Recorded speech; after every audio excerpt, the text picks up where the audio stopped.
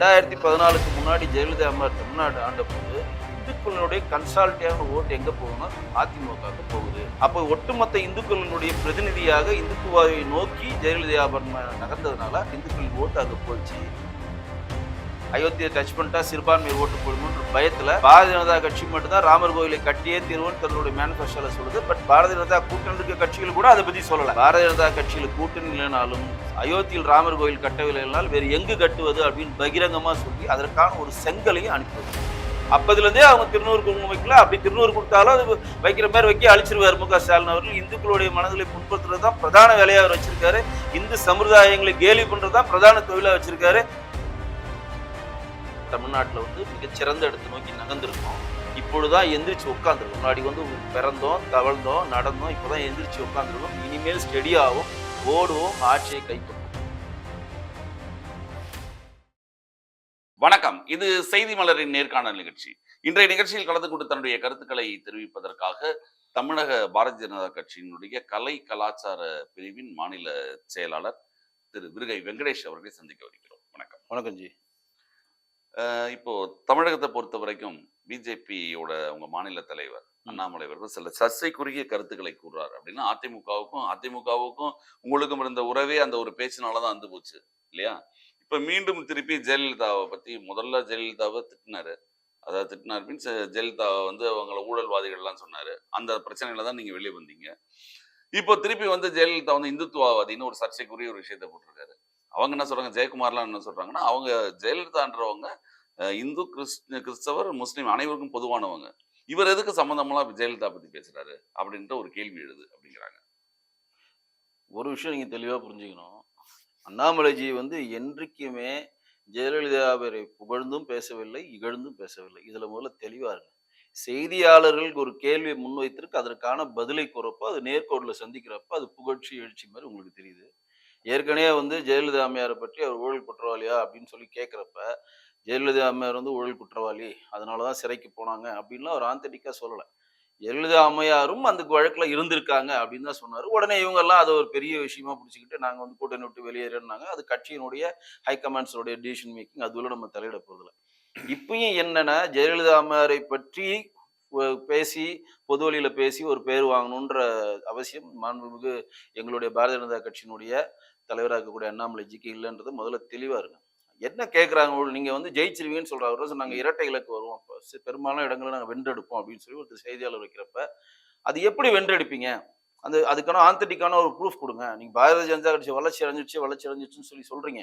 எப்படி வளர்ச்சி அடைஞ்சிச்சுன்னு எங்க கிட்ட சொல்லுங்க அப்படின்றப்பதான் அவர் சில கோட்பாடுகளையும் சில டேட்டாஸையும் முன்வைக்கிறார். அவங்க டேட்டாஸ் என்ன முன்வைக்கிறாரு? 2014 அப்போ மோடிஜி அவர்கள் பிரதமராக பதவியேற்ற பிறகு, ஜெயலலிதா அவர் இறந்த பிறகு இங்க பாரதிய ஜனதா கட்சி மிகப்பெரிய வளர்ச்சியை நோக்கி நகருது. ஃபர்ஸ்ட் எப்படி வளருதுன்னா, 2014க்கு முன்னாடி ஜெயலலிதா அம்மா தமிழ்நாடு ஆண்ட போது இந்துக்களுடைய கன்சால்ட்டியான ஓட்டு எங்க போகுதுன்னா அதிமுகவுக்கு போகுது.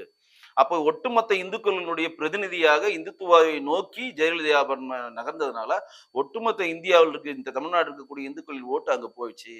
இப்ப 2021, 2024, இப்ப 2026 வரப்போற எலெக்ஷன்ல இந்த இந்துத்துவா ஓட்டு போடுற அளவு எடப்பாடி அவர்கள் ஒருங்கிணைக்கல. அவர் இந்து சமுதாயத்தை நோக்கி ஒருங்கிணைத்து அதை கொண்டு போய் செல்லல அப்படின்னு சொல்றாரு. அதற்கான உதாரணம் முன்வைக்கிறார். ஒரு இந்து ஓட்டு போகணும்னு நினைச்சாங்கன்னா ஜெயலலிதா பீரியட்ல ஜெயலலிதா அம்மாவுக்கு தான் போடுவான், அதை அங்க ஒத்துக்கிறோம். இப்ப அந்த மாதிரி ஓட்டை யாரும் போடாதனால அங்க ஒரு வெற்றிடம் வருது. அந்த இந்துத்துவா கொள்கைகளை பாரதிய ஜனதா கட்சி போய் தன்னுடைய ஓட் பேங்கை ஸ்ட்ராங் பண்ணுது அப்படின்னு சொல்லி சொல்றாரு. ஒரு காலத்துல கோயிலை புறக்கணிக்கிற வேலை யார் பண்றாங்கன்னா அதிமுக தான் பண்ணாங்க. கலைஞர் அவர்கள் தமிழ்நாட்டை 1967 வரையும் ஆண்டிருந்தாலும் கோயில் மேல மிகப்பெரிய ஒரு பரிட்சம் அவர் கிடையாது. ஜெயலலிதா அம்மையார் அன்னதான திட்டம்னு சொல்லி கோயிலுக்கு கொண்டு வராங்க. நீங்க அன்னதான திட்டம் கோயிலுக்கு கொண்டு வரும்போது நோம்புக்கு அந்த கஞ்சிக்கு திறக்கிறதுக்கும் அவங்க தான் இருக்கட்டும். நான் முழுசா சொல்றேன். அவங்க அது கொடுக்கலன்னு சொல்ல வரல. அன்னதான திட்டத்துக்கு அதிகமா அரிசி கொடுத்தாங்க, அதையும் ஒத்துக்கிறேன். செய்தி நாம என்ன சொல்ல செய்தி என்னன்னா, திராவிட கழகத்தை நோக்கி திராவிடத்தை பின்பற்றி இங்கு தமிழ்நாட்டை ஆண்டு கொண்ட முதலமைச்சர்கள் யார் யாரு? அண்ணாதுரை ஆண்டாரு, கலைஞர் ஆண்டாரு, எம்ஜிஆர் ஆண்டாரு, ஜானகி அம்மா ஆண்டாங்க. அதற்கப்புறம் ஆண்டவன் யாருன்னா ஜெயலலிதா. இவர்கள் தான் பொது வழியில் வெளியில நான் ஒரு இந்து சமுதாயத்தை சேர்ந்தவன்றத பகிரங்கமா சொன்னவங்க ஃபர்ஸ்ட். ரெண்டாவது, கோயில்கள் அதிகமா இருக்கக்கூடிய ஸ்ரீரங்கத்துல தன்னுடைய போட்டியை அவங்க வச்சாங்க. ஸ்ரீரங்கத்தில் தான் அவங்க லாஸ்ட்டாக போட்டியிட்டது. 3வதுனா எல்லா கோயில்களையும் புறமிச்சு கும்பாபிஷேக வேலைகளை பண்ணாங்க. மகாமக குளத்தில் கூட போய் குளிச்சு அதில் சில சர்ச்சைகள்லாம் வந்தது. எல்லா கோயில்களுக்கும் முடிந்த அளவு தன்னால் ஆன உதவிகளையும் செய்து யானைகளை பரிசளித்தாங்க. முதலாக தமிழ்நாட்டில் வந்து அயோத்தியை பற்றி பேசுறதுக்கு பயந்தாங்க. ஒட்டுமொத்த இந்தியாவில் இருக்கக்கூடிய மாற்று கட்சியை சேர்ந்த தலைவர்கள் கூட அயோத்தியை டச் பண்ணாமே இருந்தாங்க. அயோத்தியை டச் பண்ணிட்டா சிறுபான்மையர் ஓட்டு போடுமோன்ற பயத்துல பாரதிய ஜனதா கட்சி மட்டும்தான் ராமர் கோயிலை கட்டியே தீர்வுன்னு தன்னுடைய மேனிஃபெஸ்டோல சொல்லுது. பட் பாரதிய ஜனதா கூட்டணி இருக்க கட்சிகள் கூட அதை பத்தி சொல்லல. ஆனால் பாரதிய ஜனதா கட்சியில கூட்டணி இல்லைனாலும் அயோத்தியில் ராமர் கோயில் கட்டவில்லைனால் வேறு எங்கு கட்டுவது அப்படின்னு பகிரங்கமா சொல்லி அதற்கான ஒரு செங்கலையும் அனுப்பி வச்சாங்க. 3வது என்னன்னா விலங்குகளை, அதாவது ஆடு மாடு கோழி எல்லாம் பலியிடுறத தடை பண்ணாங்க. இது மாதிரிலாம் வந்து பலியிடக்கூடாது. அதுக்கப்புறம் எலெக்ஷன்ல தோத்து அது மாட்டு கருத்து பிஜேபியோட கொள்கைகள் ஃபுல்லா அவங்க பிஜேபி கொள்கைன்னு சொல்லுங்க. இது நான் பிஜேபி கொள்கைகளே சொல்ல. இதெல்லாம் வந்து அவங்க பண்ண விஷயங்கள். அதனால இந்துத்துவா அப்படின்ற ஒரு பேர் அவங்களுக்கு கொடுக்கலாமா? அப்படி சொல்ல வரலங்க.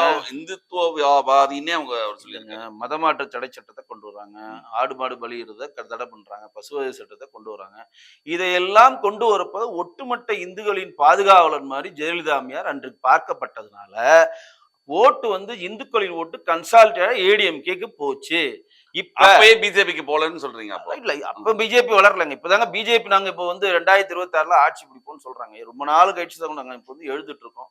இன்னைக்குதான் வந்து இதனால் வரையும் பிறந்தோம், வளர்ந்தோம், தவழ்ந்தோம். இன்னைக்குதான் எழுந்து நின்றுவோம். இனிமேல் ஓடுவோம். 2026 பிடிப்போம். இதுதான் படிப்படியான. அதிமுகவோட அந்த 1.5 கோடி ஓட்டு இருக்கிற இது அவங்களுடைய பேங்க் இருக்கு இல்லையா, தொண்டர்கள், அத உங்க பக்கம் இழுக்கிறதுக்கான இது ஒரு முயற்சி இல்ல. இது வந்து இப்ப என்னன்றதை நீங்க இப்ப நல்லா கேட்டுங்க. ஒருத்தங்க ஏன் சொல்ற ஜெயலலிதாவை புகழ்ந்தும் பேசல, இகழ்ந்து பேசுறதுக்காக தான் இவ்வளவு விளக்கங்கள் சொல்றேன்.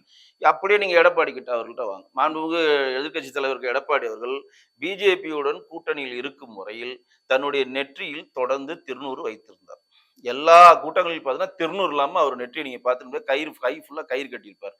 இவரை பார்த்து இவர் கூட இருக்கவங்க எல்லாருமே திருநூறு குங்குமம் நெற்றில கட்டிக்கிட்டு அப்படியே இந்துத்துவ மாதிரி கட்டுப்பாங்க. மஞ்ச வேட்டி சட்டை, மஞ்ச வேட்டியே கட்டிக்கிட்டு போன ஒரு இதெல்லாம் நீங்க பார்த்து ராஜேந்திர பாலாஜியை பார்த்துருவீங்க. பன்னீர்செல்வம் என்ன ட்ரெஸ் பண்ணியிருந்தாரு உங்களுக்கு தெரியும், காவி ட்ரெஸ் தான் போட்டிருந்தாரு. இவங்க வந்து அப்படியே கூட்டணி முறிவு ஏற்படுது. எஸ்டிபிஐயோட கூட்டணி வைக்கிறாங்க, முபாரக்கோட கூட்டணி வைக்கிறாங்க. ஏடிஎம்கே தொகுதி பண்பேர் கொடுத்து திண்டுக்கல் அவங்க கொடுக்குறாங்க. மிகப்பெரிய ஒரு மாநாடை மதுரையில கூட்டுறாங்க. 20 லட்சம் பேர் கூடுனதா சொல்றாங்க. அங்க இருக்கக்கூடிய சிறுபான்மையர் வந்து ஏதாவது நினைச்சுப்பாங்க என்று அவர் திருநூறு வைக்கிறதை இப்ப விட்டுட்டார். இப்ப நீங்க எடப்பாடி அவர்கள் எந்த பொது நிகழ்வுல பாருங்க, நெற்றி வந்து ரொம்ப சுத்தமா இருக்கும், எந்த திருநூறு இருக்காது. எடப்பாடி மதசார்பற்றவரா இப்ப திகழ்றாரு. மதசார்பு அப்படி கிடையாதுங்க. இது எதுக்கு இந்த வேஷம் தான் கேட்கிறேன். நீங்க வந்து இந்துவாக பிறந்திருக்கீங்க, இந்துவா தான் இறக்க முடியும். இதுல எந்த மாற்று இல்ல. நீங்க கடவுள் நம்பிக்கை உடையவரா இருக்கிறீங்கன்னா கடவுள் நம்பிக்கை உடையவருக்கான ஒரு விஷயத்துல அவருக்கு நீங்க அவ்வளவு தீவிரமா இருக்குன்னா ஒரு அதிமுக விட்டு பிஜேபிக்குள்ள வந்திருக்கணும். யாரு அவரு? எடப்பாடி. அதாவது தீவிர கொள்கைகளுக்கு ஃபுல்லா எல்லாரும் ஃபாலோ பண்ண முடியாதுல்ல. பிஜேபியோட தீவிரமான கொள்கைகளை எல்லாரும் ஃபாலோ பண்ண நினைக்க முடியுமா? இல்ல, நான் சொல்றது என்னன்னா, நீங்கள் ஒரு சிறுபான்மையரை குஷிப்படுத்துறதுக்காக தன்னுடைய மத அடையாளத்தை ஏன் அழிக்கிறீர்கள் தான் கேட்கிறோம். நம்ம வைக்கிற சின்ன கேள்விதான். நீங்க ஃபர்ஸ்ட்ல இருந்தே நீங்க குங்குமம் வைக்கல, விபூதி வைக்கல, இதை பற்றி கேள்வி எழப்போறதே இல்லை. சிறப்பு அவர் வந்து எப்போதுமே அப்படிதான் இருப்பாரு. எங்கேயும் இப்ப கலைஞரை பத்தி நம்ம கேட்கிறோமா, கலைஞர் ஏன் குங்குமம் வைக்க மாட்டேன்றாரு, கலைஞர் ஏன் திருநூறு வைக்க மாட்டேன் கேட்கிறோமா, மு.க. ஸ்டாலின் அவர்களை கேட்கிறோமா ஏன் திருநூறு வைக்க மாட்டேன்றாரு கேட்கிறோம். ஏன்னா அப்பதுல இருந்தே அவங்க திருநூறு குங்குமம் வைக்கல. அப்படி திருநூறு கொடுத்தாலும் அது வைக்கிற மாதிரி வைக்க அழிச்சிருவாரு மு.க. ஸ்டாலின் அவர்கள். இந்துக்களுடைய மனதிலை புண்படுத்துறதுதான் பிரதான வேலையா அவர் வச்சிருக்காரு. இந்து சமுதாயங்களை கேலி பண்றதுதான் பிரதான தொழிலா வச்சிருக்காரு.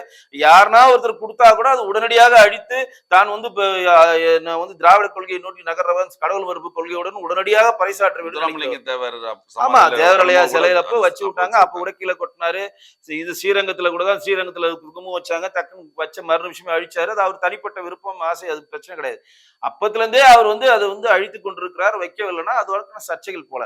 பிஜேபி உள்ள கூட்டணி இருக்கிறப்ப நான் திருநூறு வைத்திருப்பேன், எல்லா பொது வழியிலும் கலந்துப்பேன். பிஜேபி விட்டு கூட்டணி வெளியில வந்து சிறுபான்மையர் ஓட்டு எங்களுக்கு இருந்தா தான் நாங்க ஜெயிக்கணும்ன்ற ஒரு கட்டாயத்துக்கு வரப்ப நான் திருநூறு வச்சிருக்க மாட்டேன், நான் கயிறை கட்டிக்க மாட்டேன், சிறுபான்மையினர் வந்து ஏதோ நினைச்சுப்பாங்களோன்ற ஒரு பயத்தை நோக்கி நகர்றதுனால நம்ம என்ன கேள்வி முன்வைக்கிறோம், நீங்க எந்த கட்சி சார்ந்தவரா இருங்க, எவ்வளவு பெரிய உயர் பதவிகள் இருங்க, நீங்க எவ்வளவு பெரிய பணக்காரா இருங்க, எவ்வளவு பெரிய அதிகாரத்துல இருங்க, ஆனால் பிறப்பால் நீங்கள் ஒரு மனிதராக இருக்க வேண்டும். அது நீங்க என்ன மனதில் ஏற்றுக்கொண்டுள்ளோ அது பிரதிபலிக்கும் தனமா தான் இருக்கும் தவிர வேஷம் போடுற வேலை இது வந்து சினிமா கிடையாது. இது வேஷம். ஓட்டுக்காக எதுக்கு வேஷம் போடுறீங்க? அப்ப வந்து அந்த வெற்றிடத்தை திரு எடப்பாடி அவர்கள் விட்டு விட்டார். அந்த வெற்றிடத்தை பிஜேபி அவர்கள் இப்பொழுது கோயிலை காக்கும் இயக்கமாக பிஜேபி இருக்கிறது. ஒரு உதாரணம் சொன்னா உங்களுக்கு புரியும். அயோத்தியில் ராமர் கோயில் கட்டுறாங்க. கட்டிட்டு முடிச்சுட்டு திறப்பு விழாவுக்கு எல்லா கோயிலும் எல்இடி வச்சு ஒளிபரப்பு பண்ணணும்னு சொல்லி நம்ம வந்து எல்லா கோயிலும் எல்இடி வெளில வைக்கிறோம். தமிழ்நாடு கிட்டத்தட்ட 45,000 கோயில் இருக்கு. பெரிய பெரிய கோயில் பார்த்தீங்கன்னா ஒரு 15,000 கோயில் இருக்கு. எல்லாத்துலயும் எல்இடி வச்சு பிஜேபி ரெடியா இருக்கிறப்ப, மாண்புமிகு நிதியமைச்சர் நிர்மலா சீதாராமன் கூட ஒரு ஊர்ல இருந்து அது பார்க்கறதுக்கு தயாரா இருக்கிறப்ப, இங்க இருக்கக்கூடிய ஏடிஎம் கவர்மெண்ட் வந்து கோயில் உள்ள வச்சு பண்ணக்கூடாது, டிஎம்கே கவர்மெண்ட் சொல்லுது. கோயில வச்சு பண்ணக்கூடாதுன்னு உடனடியாக ஹைகோர்ட் அணுகுறோம். ஹைகோர்ட் பெரிய கண்டனம் தெரிவிக்குது. உடனடியாக அந்த தடையை நீக்குறாங்க, ஒளிபரப்புறாங்க. சேகர் பாபு டப்புன்னு பெல்ட் அடிக்கிறார், நாங்க அப்படி சொல்லவே இல்லைன்றாரு. ஆனால் இந்த எல்இடி வச்சு எழுத்துப்பூர்வமா எந்த விதமான ஆதாரம் கிடையாது. ஆனா வந்து உள்ள அனுமதிக்கல. அவங்க அறநிலையத்துறை யார் கண்ட்ரோல்ல இருக்கு? சார் நிர்மலா சீதாராமன் அவர்களே தேவையில்லாமல் பிரச்சனை பண்ணாங்க. அது அவங்க சொல்லிட்டு போறாங்க. நான் என்ன அறநிலையத்துறை உங்க கண்ட்ரோல்ல இருக்குங்க. எந்தெந்த இடத்துல வந்து பர்மிஷன் வாங்கணும்ல, கோயில்ல வைக்கணும். எந்தெந்த இடத்தில் எழுத்துப்பூர்வமாக லெட்டர் கொடுத்து அது அனுமதிக்க மாட்டோம் போலீசார் கொடுத்த லெட்டர் அன்றைக்கு வந்த தினமலர் நாளிதழ்ல ஒரு பக்கம் வந்து அது தினமலர்ல மட்டும்தான் பெருசா அது பரவாயில்ல வரட்டும். அது மக்களுக்கு தெரியுதுல. ஒரு பக்கம் போலீசார் மறுத்து கொடுக்குறாங்க. நாங்கள் இதுக்கு பர்மிஷன் கொடுக்க மாட்டோம், அரசு வந்து எங்களுக்கு பர்மிஷன் கொடுக்க சொல்லுன்னு சொல்லி அவங்க மறுத்த தவறான தகவல் தெரியுமா? அதுவே தினமலர்ல போட்டது தடை அப்படின்னு சொல்லி போட்டாங்க இல்லையா? எழுத்துப்பூர்வமா எதுவுமே கிடையாது. போலீஸ் எழுத்துப்பூர்வமா கொடுக்குறாங்க. நம்ம ஆளுக்கு போய் லெட்டர் கொடுக்குறாங்க. நாங்க கோயில வச்சு அவங்க வந்து போலீஸ் பர்மிஷன் வாங்கணும்ன்றாங்க. லெட்டர் கொடுக்குறாங்க. லெட்டர் வாங்கணும்னா அந்த பர்மிஷன் நாங்க கிராண்ட் பண்ண முடியாது, அரசு வந்து எங்களுக்கு தடை பண்ண சொல்லியிருக்காங்க. ப்ராப்பரா அவங்க லெட்டர் கொடுக்குறாங்க. அந்த லெட்டர் தான் பப்ளிஷ் ஆகுது. அதுக்கப்புறம் தான் கோர்ட்டுக்கு போகுது பிஜேபி. அதுக்கு முன்னாடி கோர்ட்டுக்கு போல, தடை நீங்குது. இதுக்கு ஒரு கண்டனத்தை திரு எடப்பாடி அவர்கள் சொன்னாரா? இதுக்கு ஒரு பெரிய போராட்ட களத்தை முன்வைத்தாரா? அயோத்தி ராமர் கோயில் திறந்ததற்கு எடப்பாடி அவர் சென்றாரா? இதெல்லாம் இருக்கா? இதே பிஜேபி கூட்டணியில் இருந்தால் எடப்பாடி அவர் எங்க இருந்திருப்பாரு? அயோத்தி ராமர் கோயில் சாமி கும்பிடுறதுக்கு முதலா போய் நின்றுப்பாரா இல்லையா? இந்த எல்இடி வந்து நீங்க ஒளிபரப்பக்கூடாதுன்னு சொல்றப்ப மிகப்பெரிய ஒரு போராட்டத்தை முன் வச்சிருப்பாரா இல்லையா? அப்ப இந்த வேஷம் ஏன் போடுகிறீர்கள்? அந்த சாயம் தன் மேல விழுந்துருமோன்ற பயத்துலதான் அவங்க விலகினாங்க. அதான் சரிங்க, நீங்க விலகுதுன்னா சரிங்க. நான் வந்து விலகுனதுக்காக எங்களுடைய தலைவர் வந்து ஏன் விலகிட்டாங்கன்னு கேட்கல. விலகுதுனால இந்துக்களினுடைய ஓட்டு உங்களுக்கு நம்பிக்கையற்ற தன்மையா அது இப்ப வர தேர்தலில் தெரிஞ்சிருக்கு இல்லையா? இல்ல அவங்க சொல்றத சொல்றேன். தேர்தல் ரிசல்ட் நம்ம ஒத்துக்கதான் போனோம். எந்த தேர்தல் ரிசல்ட் நம்ம ஏத்துக்க போறோம். அந்த வெற்றிடத்தை பாஜக எப்படி வளர்ந்திருக்குன்றதுக்காக தான் இவ்வளவு விளக்கங்கள் சொல்றேன். அந்த வெற்றிடம், அந்த கேப்பை கோயில்களை காக்குகின்ற ஒரு கட்சியாக பிஜேபி பார்க்கப்படுகிறது. கோயில் ஒரு பிரச்சனைனா பிஜேபி அவர்கள் முன்னெடுக்கிறது, இந்துக்கள் ஒரு பிரச்சனைனா பிஜேபி அவர் தான் முன்னாடி வராங்க. அப்ப அந்த காக்குற அந்த பேஸோடைய ஓட் பேங்கை நாங்கள் எடுத்துக்கிறோம். அதனாலதான் இரட்டை இலை நோக்கி நகர்றோம். இரட்டை இலக்குல எங்களுக்கு எப்படியா இந்த வாட்டி வந்து எங்களுக்கு வந்து ஒரு வெற்றி கணத்தை நோக்கி நகர்வோம், பெரும்பான்மை தொகுதியில வெற்றி பெறுவோம். பாஜக ஏன் வெற்றி அடைஞ்சது, எப்படி வெற்றி அடைஞ்சது, வெற்றி அடைவதற்கான காரணம் என்ன, அது வெற்றி அடைக்கான காரணத்தை நீங்க விளக்குங்கள்னு சொன்னதுக்காக தான் இவ்வளவு பதிலும் வருது. இதெல்லாம் சரி, இதெல்லாம் சரி.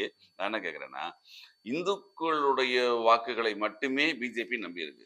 அதிமுக எல்லாருடைய வாக்குகளும் சேர்ந்து தான் அதிமுக இருக்கு. அதுல இருக்கிற உங்களுக்கு பாத்தீங்கன்னா ராம்நாட்ல இருந்தார் இல்லையா இவரு நவாஸ்கனி இவங்க இவங்க இதை சொல்ல ராமநாதபுரத்துல இருந்தார்ல அன்வர் ராஜா. ஆமா, அன்வர் ராஜால இருந்து அந்த மாதிரி அமைச்சர்கள்லாம் இஸ்லாமிய அமைச்சர்களா இருந்தாங்க, கிறிஸ்தவ அமைச்சர்களா இருந்தாங்க. அதனால அவங்க எல்லாருடைய வாக்குகளை தான் அவங்க இருக்காங்க. நீங்க இந்துத்துவ வாக்குகள் மட்டும் அதிமுக பெற்றதுன்னு எப்படி சொல்றீங்கன்னு தான் அவங்க கேக்குறாங்க. உங்களுக்கு இதே போல நீங்க சிறுபான்மையரை நோக்கி நீங்க சொன்னதுனால இப்ப தேர்தல்ல எத்தனை சிறுபான்மையருக்கு ஏடிஎம்கே வாய்ப்பு கொடுத்தாங்க சொல்லுங்க, நீங்களே சொல்லுங்க. இத்தனை சிறுபான்மையர் வாக்கு கொடுத்தாங்க. நீங்க சிறுபான்மையர் வாக்கு நம்புறீங்க. முபாரக்கு கூட்டணி கட்சி, அது ஏடிஎம்கேல வராது. திண்டுக்கலுக்கு அவர் கொடுத்தாங்கன்னா எஸ்டிபிஐ கூட்டணி கட்சி கொடுத்தாங்க. இது ஏடிஎம்கேல இருக்கக்கூடிய தமிழ்மகன் ஹுசேன் வந்து பொருளாளர் ஆக்குனீங்க, சாரி அவைத்தலைவர் ஆக்குனீங்க. அவரை தவிர இப்ப இருக்கக்கூடிய ஏடிஎம்கேல கிட்டத்தட்ட எத்தனை தொகுதியில நின்னாங்க? பெரும்பாலான தொகுதியில நின்னாங்க. அவங்க 35 மேல நின்னாங்க. 30 தொகுதிக்கு மேல நின்னாங்கல்ல.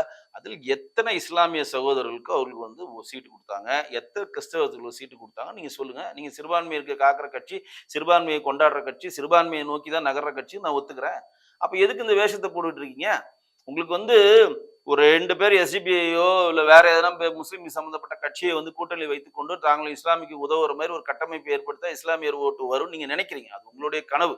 அது வந்து உங்க இஸ்லாமியர்களுக்கு வந்து யார் வந்து உண்மையா இந்த நாட்டு நலனுக்காக பாடுபடுறாங்கன்னு அவங்களுக்கு தெரியும். அது அவங்க ஓட்டு போட போறாங்க. இந்த வேஷத்தை போடாதீர்கள். இந்த வேஷம் போடுவதனால நீங்க இந்துக்களுடைய வெற்றிடத்தை நோக்கி நகர்றீங்க. அந்த வெற்றிடத்தை பிஜேபி ஃபில் பண்ணுது, அவ்வளவுதான். இல்ல அதைத்தான் நான் கேக்குறேன். நீங்க இப்ப இந்துத்துவ ஓட்டுகள் மட்டும்தான் பிஜேபி நம்பி இருக்கு இல்லையா? ஏங்க இங்க இருக்கக்கூடிய ஓட்டு பிஜேபிக்கு விடாதுங்க. நல்லா சொல்றது கேளுங்க. இங்க இருக்கக்கூடிய திமுகவும் அதன் அடிமை ஊடகங்களும் ஒட்டுமொத்த திமுக அரசியல்வாதிகள் தலைவர்கள் எல்லாம் வந்து பிஜேபி இஸ்லாமியர்களுக்கும் கிறிஸ்தவர்களுக்கும் எதிரான கட்சி மாதிரி ஒரு கட்டமைப்பை தொடர்ந்து ஏற்படுத்திக்கிட்டே குளிர் காஞ்சிக்கிட்டே இருக்காங்க. இஸ்லாமிக்கு எதிராக ஒரு விஷயத்தை இங்க முன்னெடுக்கல. யாருமே முன்னெடுக்கல. இன்னைக்கு மோடிஜி அவர்கள் இந்தியாவோட பிரதமர் 2014 பதவியேற்றிலிருந்து இன்று வரையும் இஸ்லாமியர்களுக்கும் இந்துக்களுக்கான பெரிய கலவரங்கள் எதுவுமே நடக்கல. முத்தலாக் தடை சட்டம் கொண்டு வந்தோம். இங்க மட்டும் தான் அந்த பிரச்சனை. யூபில அந்த மாதிரி இருந்தா நாம முஸ்லீம்கள் ஓட்டு போடாம யூபில சில குறிப்பிட்ட தொகுதியில நீங்க ஜெயிக்க முடியாது. போன வாட்டி 70 தொகுதியில் நம்ம ஜெயிச்சிருக்கோம். 62 தொகுதியில ஜெயிச்சிருக்கோம்னா எப்படி? சிறுபான்மையர் ஓட்டையும் நம்ம வாங்கியிருக்கோம். கன்சாலிடேட் பண்ணியிருக்கோம். அதுல முத்தலாக் மற்றும் சிறுபான்மையர் மக்களிடம் கொண்டு போய் சேர்த்திருக்கோம். கிறிஸ்தவர்களுக்கு முடிந்த அளவுக்கு அந்த நல்ல விஷயங்களை கொண்டு போய் சேர்த்ததுனால அந்த ஓட்டு அங்க விழுது. ஆனால் இங்க இருக்கக்கூடிய ஊடகங்கள் தொடர்ந்து தொடர்ந்து தொடர்ந்து இஸ்லாமியர்களுக்கும் கிறிஸ்தவர்களுக்கும் பிஜேபி எதிரான கட்சின்ற மாதிரி ஒரு கட்டமைப்பை மக்கள் மனதில் ஏத்தி கொண்டே இருக்கிறார்கள். இதுல இருந்து மக்கள் சீக்கிரம் உணர்ந்து இந்துக்கள் எப்படி பிஜேபிக்கு ஓட்டு போடுகிறார்களோ அதே மாதிரி சிறுபான்மை இனத்தை சேர்ந்தவர்களும் ஓட்டு போட காலம் வரும். இந்துக்களுடைய அனைவர் ஓட்டும் பெற்றாலே பிஜேபி வென்றுடும். ஆனா இந்துக்கள் ஓட்ட முழுமையா பெற முடியல. உங்களுக்கு இப்பயும் நான் சொன்னேன், முன்னாடி தான் சொல்றேன். நாங்கள் இப்பொழுதுதான் தமிழ்நாட்டுல மிகச்சிறந்த இடத்தை நோக்கி நகர்ந்திருக்கோம். இப்பொழுதுதான் எந்திரிச்சு உட்கார்ந்துருக்கோம். முன்னாடி பிறந்தோம், தவழ்ந்தோம், நடந்தோம். இப்பதான் எந்திரிச்சு உட்கார்ந்துருக்கோம். இனிமேல் ஸ்டெடியாவும் ஓடுவோம், ஆட்சியை கைப்பற்றுவோம். கண்டிப்பாக ஜூன் 4ஆம் தேதி உங்களுடைய நம்பிக்கைகள் என்ன என்று தெரிஞ்சிடும். அன்னைக்கு நம்ம சந்திச்சு கண்டிப்பாக மீண்டும் இதை பற்றி விவாதிப்போம். நிகழ்ச்சியில் கலந்து கொண்ட தங்கள் மேலான கருத்துக்களை தெரிவித்தது நன்றி.